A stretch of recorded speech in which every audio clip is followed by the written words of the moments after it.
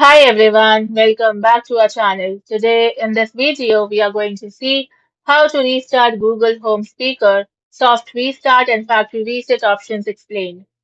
Method 1. Restart by unplugging the speaker. Recommended.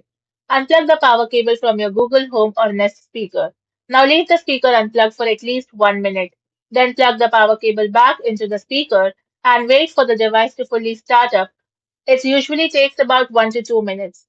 Once the startup is complete, say Hey Google to confirm the speaker is working normally. Method 2. Restart using the Google Home app. Open the Google Home app on your Android or iPhone. Then tap your Google Home or Nest speaker. Then tap the settings. Then tap the settings, which is the gear icon, and open the device menu. Depending on your app version, this may be the three dot or menu option. Then tap on reboot and confirm. Now wait for the speaker to restart automatically. Thanks for watching, and for more such informative videos, do like, share, and subscribe to our channel.